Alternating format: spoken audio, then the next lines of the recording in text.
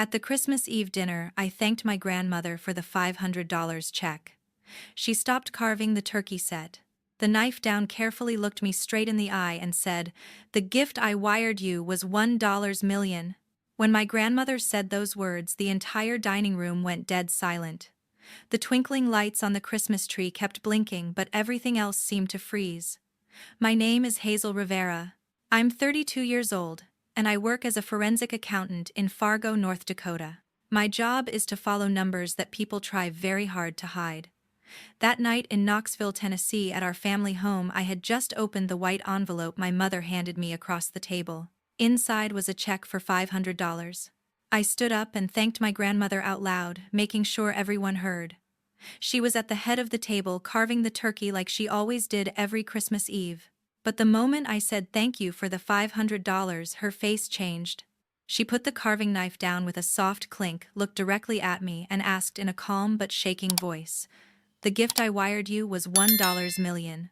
Where did it go?" Why, the room went completely still. No one touched their food. No one spoke. I could hear the fire crackling in the fireplace, but that was it. That single question turned our family Christmas dinner into something none of us would ever forget.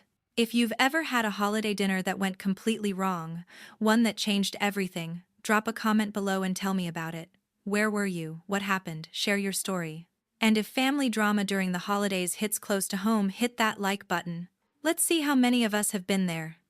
Ditch.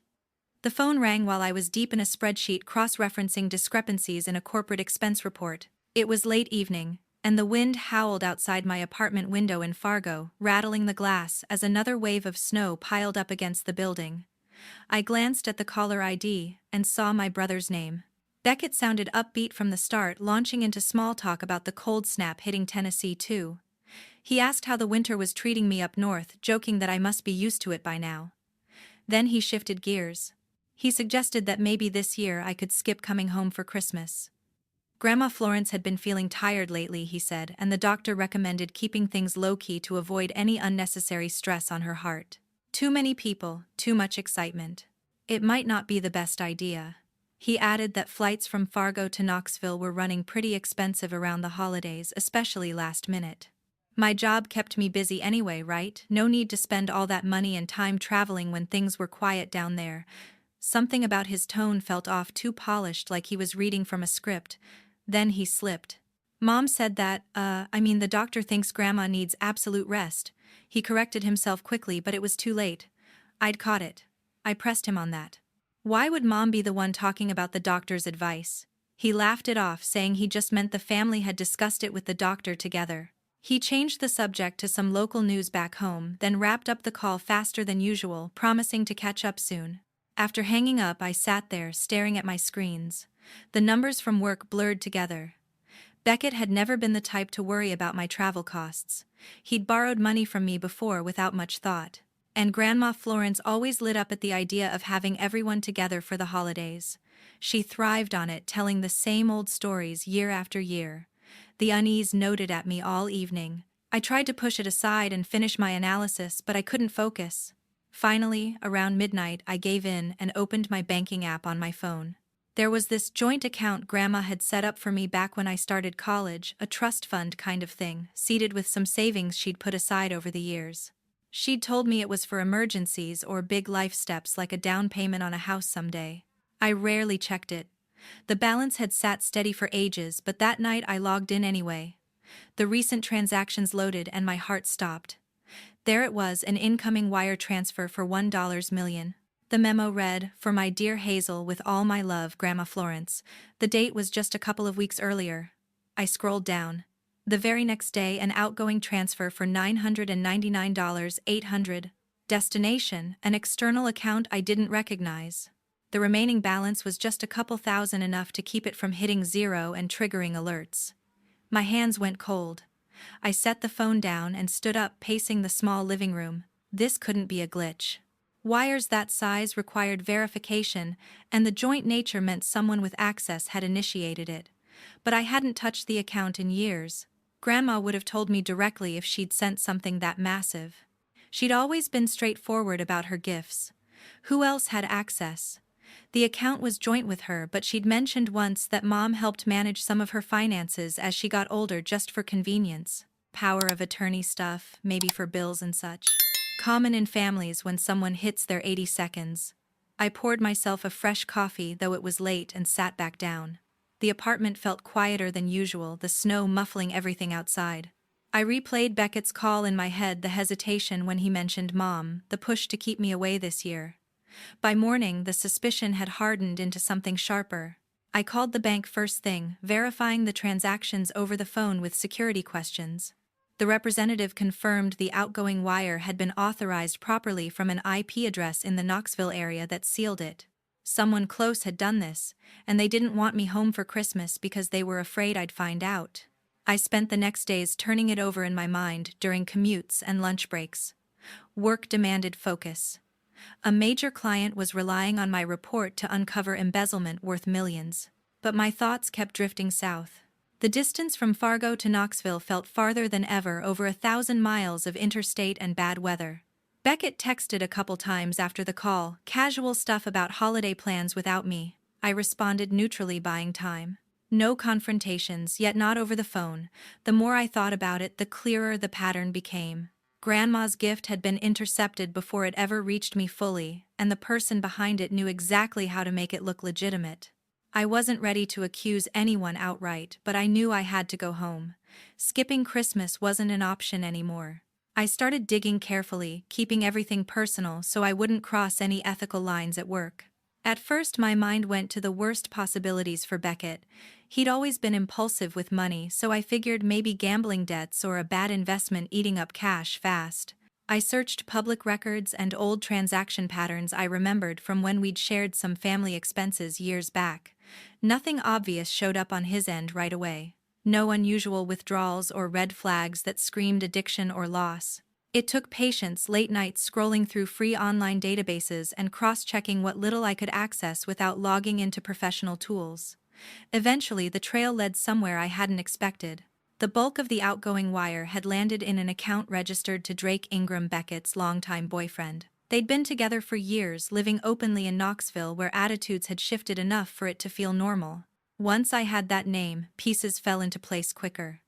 Business class round-trip tickets to Rome booked almost immediately after the transfer cleared. Then connections to Venice hotel reservations at a 5-star property right on the Grand Canal, the kind with private gondola service and views people post about for likes. A big deposit went to a luxury resort in the Smoky Mountains, the type of venue that hosts high-end weddings with mountain vistas and custom menus. The amount matched what they'd need to lock in dates and vendors for something elaborate. Then there was the purchase at an authorized Rolex dealer in Atlanta, a men's Datejust or something similar judging by the price tag. Classic, flashy enough to turn heads without being over the top. Their social media feeds confirmed it all. Photos started popping up, the two of them on a bridge in Rome at sunset, arms around each other with the Colosseum in the background. Captions like "new chapters" or "dreams coming true." Venice shots followed gondola rides, glasses of Prosecco, smiles that looked genuinely happy. Engagement hints woven in, nothing explicit but clear to anyone paying attention.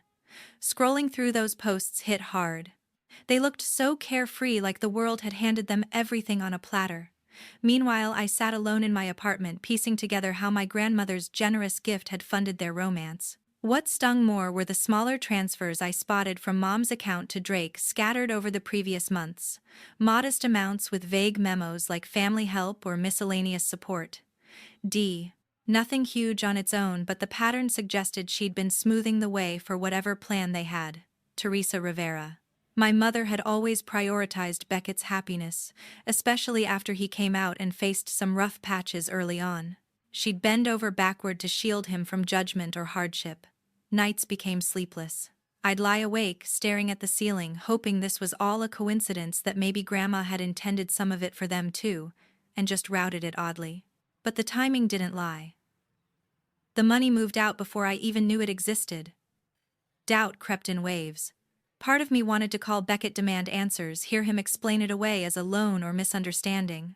But another part, the analytical side trained to spot fraud, knew confrontation now would only give them time to cover tracks. I kept gathering screenshots quietly. Every post, every visible receipt fragment in stories, every like and comment that built the timeline. It painted a coordinated effort, not a solo act of desperation. Mom's involvement hurt deepest. She'd raised us to value honesty, or so I'd thought. Seeing those supporting transfers felt like confirmation she knew enough to enable it. By the time I closed my laptop each evening, exhaustion mixed with anger. The apartment felt smaller, the walls closing in with questions I couldn't voice yet. Direct showdowns over texts or calls risked denials I'd never prove. They held the home advantage in Knoxville. I needed to see their faces, watch reactions in person. Silence became my strategy. Respond to family messages with neutral updates about work being busy, nothing more. Let them think I might still stay away. Inside resolve built steadily. This wasn't just about the money. It was the betrayal layered on top, using Grandma's trust, her love for me, to fuel their lifestyle upgrade without a second thought. The evidence folder on my desktop grew thicker, printed pages stacked neatly for backup. I wasn't rushing to judgment anymore. Clarity emerged from the chaos. Whatever their reasons, they'd chosen secrecy over family, and that choice had consequences I intended to make real. Facing them directly was the only path left. Doubt consumed me completely in the days that followed. I'd lie in bed for hours, eyes fixed on the dark ceiling, replaying every possible scenario. What if I had it all wrong? What if this was some elaborate misunderstanding, and confronting them would shatter whatever fragile bonds we had left forever? Memories flooded back, uninvited Christmas mornings from when we were kids in that same Knoxville house. Grandma Florence, sitting by the fireplace in her rocking chair, voice soft as she shared stories from her younger years about raising my mom during tough times or holiday traditions she'd carried from her own childhood. Beckett, older and always protective, stepping in when bullies at school targeted me for being the quiet one with my nose in books. He'd stand up for me without hesitation, earning detentions but never complaining. Those images clashed violently with what I'd uncovered. How could the brother who'd shielded me back then orchestrate something like this? And Mom, always the peacemaker, the one who sacrificed for us. How deep did her role go? I picked up the phone more than once, thumb hovering over her contact. A direct question might force the truth out or at least give me some denial to cling to, but each time fear stopped me. They'd had weeks to align stories. One call could tip them off. Let them prepare lies I'd never unravel. Sleep came in fits, dreams mixing old laughter with current betrayal. I'd wake up tangled in sheets, heart racing, convinced for a moment it was all a nightmare. Then reality settled back in, heavy and undeniable. Part of me wanted to back out, pretend ignorance, preserve the illusion of family for Grandma's sake. She deserved peaceful holidays at her age, not chaos. But ignoring it felt like cowardice, like letting them win. The internal battle raged on during quiet moments at work, staring at reports without seeing them. Colleagues noticed my distraction, asking if everything was okay. I brushed it off with excuses about holiday stress. Eventually resolve hardened. Running away solved nothing. I confirmed my flight to Knoxville, the original one I'd booked months earlier. No changes, no signals that anything was amiss. Preparation became my anchor. I organized the digital files into a clean folder structure, screenshots, time-stamped links, bookmarked everything duplicated on a small USB drive tucked in my carry-on. For backup, I printed key pages at a local shop, binding them loosely in a plain manila. No labels, nothing obvious. I jotted notes on paper, 2 specific questions phrased neutrally, points to raise in order. Reminders to myself scrolled in margins. Stay calm. Listen to responses. Watch. Body language. My training kicked in. Evidence only mattered if presented without emotion clouding it. Packing felt mechanical. Warm clothes for Tennessee's milder winter, gifts I'd already bought to maintain normally. The envelope of printouts went at the bottom of my suitcase, weighted down so it wouldn't shift. At the airport in Fargo, check-in lines moved slowly. Security patted down bags. Announcements echoed overhead. Boarding the plane, I chose a window seat, buckling in as engines revved. Takeoff pushed me back, the city lights shrinking below through patches of cloud. Hours stretched ahead, connection in Minneapolis, probably then southbound. I stared at endless white expanses drifting by, mind wandering to what waited on the ground. This wasn't just a holiday visit anymore. It felt like heading into hostile territory, where the enemies shared my blood. Strategy mattered. Observe first, speak last. Turbulence jolted the cabin, occasionally mirroring my thoughts. Flight attendants offered drinks. I declined nursing water instead. No distractions from movies or music, just planning sequences, anticipating deflections. As descent began, seatbelt signs dinged on. Knoxville's runway lights appeared through breaks and clouds, familiar even after years away. Wheels touched down smoothly. I gathered my bag, moved with the crowd through the terminal. Rental car counter was quick compact SUV for the short drive home. The highway south felt unchanged, billboards and exits I'd known since childhood. Holiday traffic thickened near town radios playing carols and passing cars. Pulling into the neighborhood, strings of lights outlined roofs and yards. Our family home stood at the end of the cul-de-sac porch, glowing warmly, wreaths on doors. For a long moment I sat gripping the wheel, breathing deep. The weight in my chest pressed harder, seeing it all so festive, so innocent from outside. Grabbing bags, I walked the familiar path to the front door. It opened before I knocked, smiles and hugs, waiting voices overlapping with welcomes. I forced my own smile, returned embraces lightly. "Good to be here," I said, stepping inside like nothing had changed. Everything had. The Christmas Eve dinner unfolded with all the surface warmth our family could muster. Conversation flowed in fits and starts, safe topics like recent snowfalls back in Fargo, how work projects were wrapping up for the year, or reminiscing about past holidays when everything felt simpler. Laughter came, but it rang a little, forced, dying quickly into awkward pauses filled with the clink of silverware. Dad sat at his usual spot near the end of the table, nodding occasionally when spoken to directly. He contributed little else, focusing on his plate as if the food required his full attention. That quiet presence had always been his way, especially during gatherings. Everyone settled in, eventually plates piled high with roasted turkey stuffing and cranberry sauce. Grandma Florence took her place at the head, carving portions with steady hands despite her age. Mom waited until the serving dishes had made their rounds and people were eating before she reached for something beside her chair. She produced a plain white envelope, sliding it across the tablecloth toward me with a soft smile. Her voice carried that gentle tone she used for special moments. "This is from Grandma. She wanted to keep things modest this year, just a little something." I took it, fingers brushing the crisp paper. Inside was a check for $500 written in Grandma's familiar script, though shakier now. I made sure my thanks was loud enough for the whole table. "Thank you so much, Grandma. This means a lot." I looked right at her, ensuring the words carried. She paused mid-slice, the carving fork covering.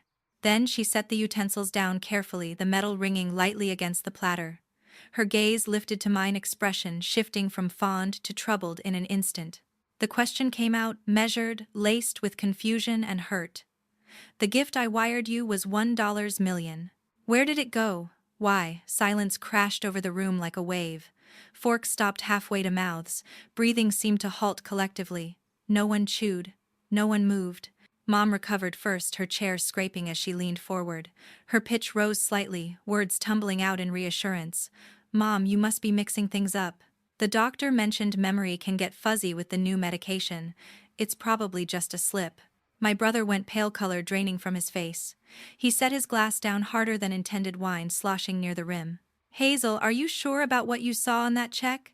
His questions stuttered, eyes darting between me and Grandma. His boyfriend forced a chuckle that didn't reach his eyes, glancing around the table for support. "Sounds like a simple bank error. Happens all the time with big transfers. We can sort it out tomorrow." "No big deal." I said nothing yet. Instead I watched. Mom's gaze dropped to her napkin, fingers twisting the fabric tightly. She avoided looking directly at anyone, especially Grandma. Beckett gripped his wine stem so hard his knuckles whitened, staring at his plate as if answers might appear in the gravy. Drake checked his watch, subtly shifting in his seat like the chair had grown uncomfortable. His smile stayed plastered, but it strained at the edges. The fireplace crackled in the background, the only sound breaking the heaviness. Lights on the tree twinkled on, oblivious. Grandma held my eyes longest, searching for something. Confirmation perhaps, or denial. Her hands rested flat on the table, now steady despite the tremor in her voice earlier. Dad cleared his throat once but said nothing. Fork paused midair. Tension thickened with every passing second. The delicious smells turned cloying. Appetites vanished. I noted every micro-expression, the way Mom's foot tapped nervously under the table, Beckett swallowing hard repeatedly, Drake's leg bouncing. Their attempts at deflection hung in the air, thin and unconvincing. The holiday facade cracked wide open, revealing what lay beneath. No one reached for seconds. I stayed quiet just long enough for the weight of Grandma's question to sink in fully. Then I reached for my phone, standing slowly so no one could miss the movement. The living room TV was already on standby, modern setup with wireless casting. A few taps and the screen lit up with the first image, a clear screenshot of the bank statement showing the $1 million wire from Grandma's account into the joint one we'd shared. I didn't raise my voice. Calm delivery mattered more than volume. "This is the incoming transfer," memo says. "It's for me, with love from Grandma." Next slide. The outgoing wire. The following day, nearly the full amount routed elsewhere. That's where it went immediately after. The room's tension ratcheted higher. Breathing grew shallow around the table. I advanced again. Flight confirmations in business class names matching Beckett and his boyfriend, destinations, Rome, then Venice. These tickets were purchased right as the money cleared. Hotel bookings followed, luxury suites with canal views, dates overlapping perfectly, then reservations at places that cost thousands per night. Social media captures came up, photos they'd posted publicly, timestamps, visible locations tagged in Italy. Public posts celebrating the trip, all funded within days of the transfer. The final big one, the wedding venue contract in the Smokies, substantial deposit deducted. And this hold on a high-end resort for the ceremony, non-refundable advance paid from the same source. I laid it out methodically, tracing the flow step by step, without accusation in my tone, just facts. The money originated with Grandma, intended for me, diverted almost entirely to his boyfriend's account, spent on travel and future plans. My brother shifted uncomfortably, face flushed now instead of pale. He leaned forward, hands open in plea. "It's not what it looks like. We only borrowed it temporarily for the wedding expenses. I swear we planned to pay it back once things stabilized. It was supposed to be a short-term thing." His boyfriend's chair scraped back abruptly, cheeks burning red. He pushed to his feet, voice sharp. "I'm not sitting here for this kind of family mess." He grabbed his coat from the nearby rack, storming toward the door. The slam echoed through the house like a gunshot, cutting off any response. Mom's composure cracked first with denial. She shook her head vigorously, eyes wide. "There must be some mistake. I had no idea about any large transfer like that." But as the images lingered on screen, her shoulders slumped, voice dropping, she admitted quietly. I helped move some things around. Beckett was stressed about making everything perfect for their future. I didn't want him to lose that chance." Grandma absorbed every word without interruption, fingers clenched around her napkin until the fabric bunched. Tears traced silent paths down her cheeks, but her expression hardened beneath the grief. She drew a steadying breath, gazed steady on the frozen display. Her words came soft yet unbreakable. "If I stay silent tonight, I'd spend whatever years I have left knowing I allowed deception to win. I won't carry that regret." She reached for her phone on the table, dialing without hesitation. "Yes, this is Florence Rivera. I need to report financial fraud and theft involving family members." The call connected, her voice clear, as she provided the address and brief details. No one interrupted her. The line stayed open while she spoke to the dispatcher, confirming officers would arrive soon. Plates sat untouched, food cooling rapidly. The festive lights continued blinking, mocking the wreckage. Beckett buried his face in his hands, shoulders shaking. Mom stared at the tablecloth, tears falling freely now. Dad remained statue, still, eyes on Grandma with something like quiet respect. I powered down the connection screen, going dark. The truth hung heavy, undeniable. Grandma ended the call, setting the phone down gently. She looked at me, then noted almost imperceptible gratitude mixed with sorrow. Consequences had begun. Officers arrived sooner than anyone expected. Their knock firm against the front door. 2 local Knoxville patrol cops stepped inside, uniforms crisp under the porch light, expressions professional but alert to the charged atmosphere. The dining room remained untouched, plates. Congealed candles burned, low tree lights still flashing in mechanical cheer. Grandma greeted them at the entry, voice steady, despite everything. I joined her, handing over the printed folder and USB without delay. We led the pair to the table, clearing a space among the abandoned dishes.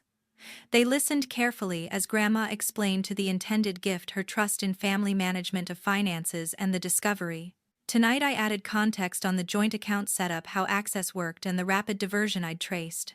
The officers flipped through pages, scanning transaction records and supporting documents on a laptop they connected to the drive. Questions came measured, confirming dates, amounts, relationships. They noted voluntary statements. No arrests yet, since investigation needed formal review. Everyone provided initial accounts right there. Mom spoke haltingly, eyes downcast, repeating her role in facilitating transfers for Beckett's benefit.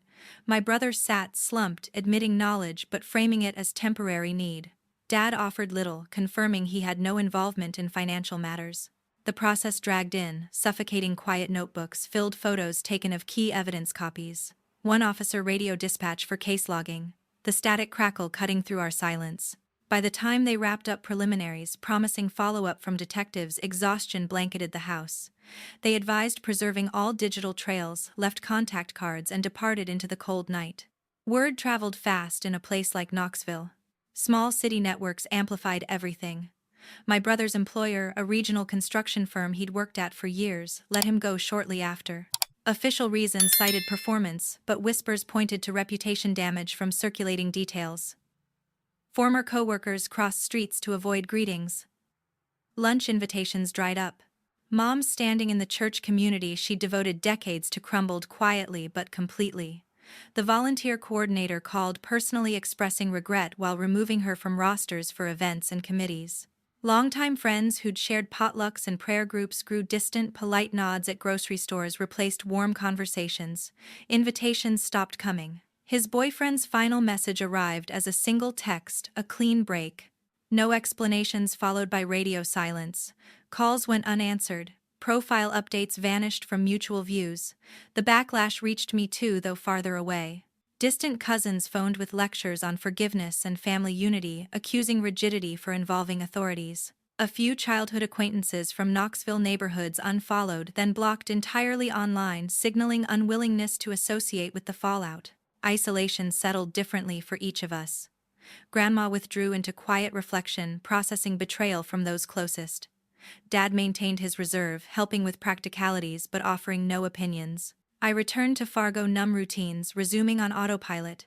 Work demands pulled focus, but evenings brought waves of second-guessing. Had justice outweighed the permanent fractures? Community judgment proved relentless in tight circles.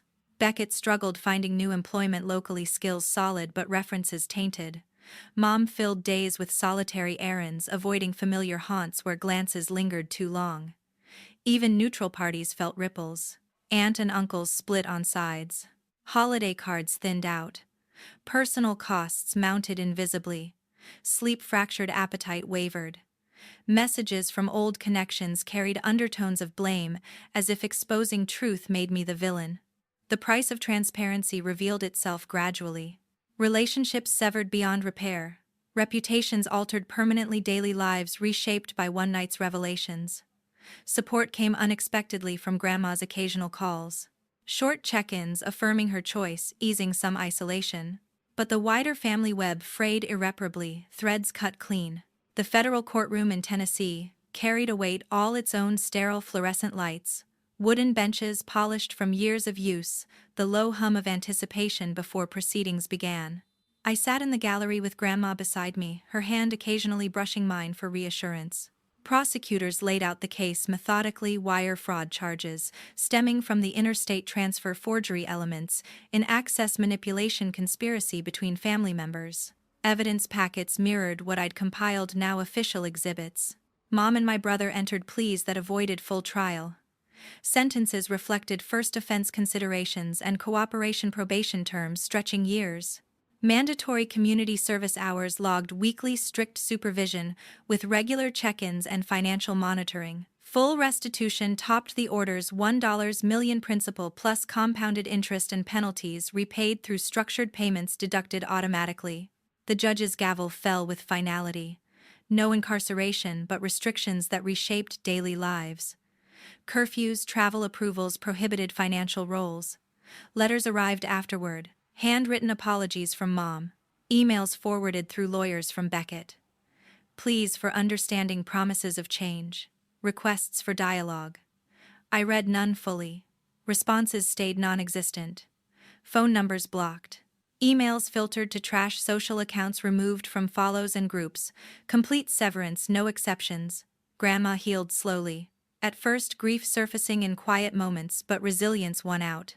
She worked with bank specialists to create a new account, layered security, two-factor everything, access limited strictly to us too.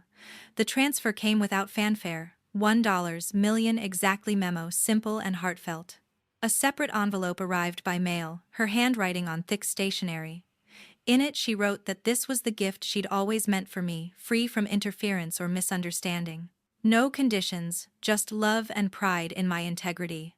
I used it practically. A modest house in a quiet Fargo neighborhood, 3 bedrooms, craftsman style with a porch overlooking a small park.